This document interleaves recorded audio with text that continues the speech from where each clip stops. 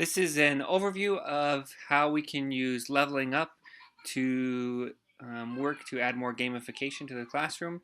So this is a unit that I've done in my class that when I first started teaching the school that I'm in, it was a mandated unit and assessment for all ninth grade students in the state.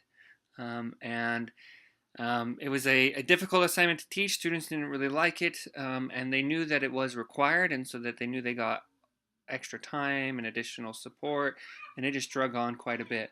But in this unit, the students have to write about a scientist, do a research paper on a scientist, and describe their theory. And so I struggled with this my first year and then was looking for something to do that was different my second year that could add more motivation. And this is really the first big thing that I ever did in gamifying my class. And so I attended a conference, an education conference, where I saw a lady named Christy Boggs, and she was a professor, and she talked about how she taught a research course to non-traditional students, and that she used levels to help to add motivation and engagement.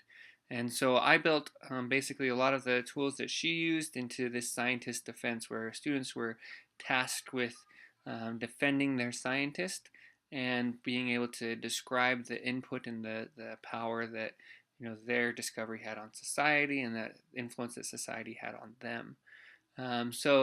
If we look at this unit, you can see that their scientists' theory or discovery is being put on trial to determine if they've had a positive influence on society. And so this is the part of this scientist defense game that I built. And it has 4 levels in it, and each level was an aspect of the process of defending your scientist. And there are various activities the students had to do at each level that were set numbers of points. And there was a total of 300 points available at each level, and students' grade essentially was based out of 200 points. And so students could choose which of those 300 points they wanted to use to go towards their 200 points. And I did have some minimums that they had to be above a certain number of points before they could move on to the next level, and that they were building these steps along the way to defend their scientists. So it's things like doing research about the scientist's life, or how the scientist was influenced by society, or vice versa. And so each of these levels took them through this process of researching, writing a paper, and getting this presentation ready to go. And I also had on here that once a student leaves a level, they could not go back and gain more points. And also their grade was only out of 200. They couldn't get more than 200 points.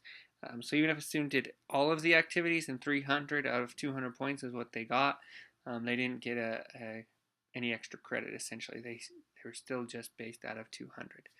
And so there were some interesting things that happened, but I'll talk about those in a minute. I'll just show you some of the examples of activities that I had in this, and that students could participate in.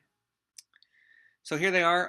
These are some examples. At each level is some of the levels are listed here, and they might have like, building, looking at the personal history, or looking at the validity of a scientific idea.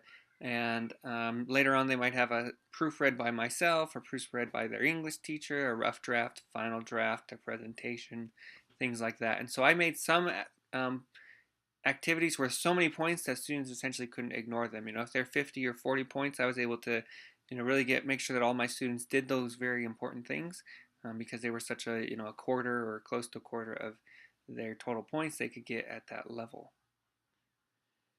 And this is the score sheet that students had. This was shared to all students, so all students could see their progress as compared to everyone else in the class. And you can see that I had quite a few students here that they're listed.